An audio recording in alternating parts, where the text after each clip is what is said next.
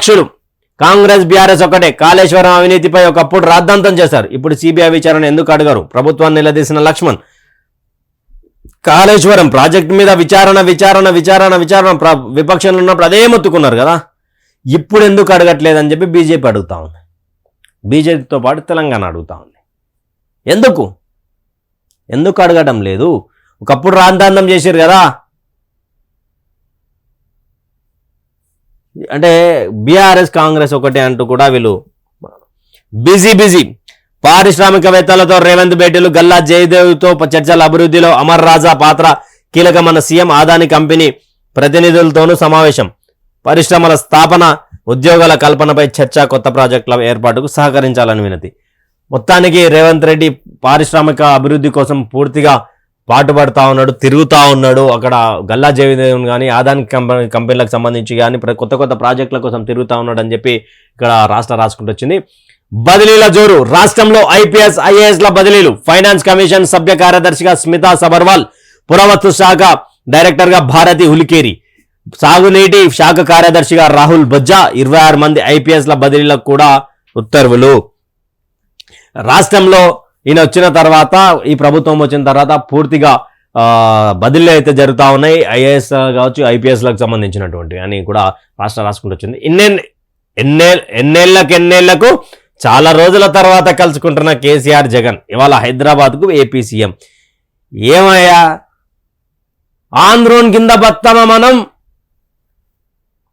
ఆంధ్ర పెత్తందారుల కింద ఎన్ని సంవత్సరాలు మోసపోయినాం మనం? ఏమయ్యా రాహుల్ అన్నటువంటి ముఖ్యమంత్రి, మా లీడర్, మా ఉద్యమ నాయకుడు, మాకు ఇష్టం ఉద్యమ నాయకునిగా. కానీ ఆందోళన తిట్టి ఈరోజు ఎందుకు వస్తున్నాడు? పరామర్శించడానికి కాదు, ఈ విషయంలో పక్కాగా షర్మిలకు సంబంధించినటువంటి ఒక విషయం మాట్లాడబోతూ ఉంటారు. అదేవిధంగా ఈ యొక్క రాష్ట్ర రాజకీయాలపై బీఆర్ఎస్ పార్టీకి సంబంధించినటువంటి ఆంధ్రప్రదేశ్ రాష్ట్ర అధ్యక్షుడుతో మంతనాలు చేస్తారు. అక్కడ ఎన్ని చోట్లలో పోటీ చేయాలి, పోటీ విరమించుకోవాలన్నా, జాతీయ పార్టీ హోదా కోసం కష్టపడుతున్నారు కదా. మరి వీళ్ళ భేటీ ఎలా ఉండబోతుందో చూడాలి.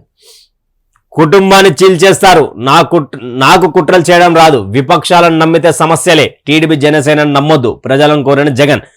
రాబోయే రోజుల్లో రాష్ట్రంలో రాజకీయ కుట్రలకు తెరలేపుతారని సీఎం వైఎస్ జగన్ అన్నారు. ఎన్నికలకు ముందు పెద్ద ఎత్తున విపక్షాలు పొత్తులు పెట్టుకుంటాయని చెప్పారు.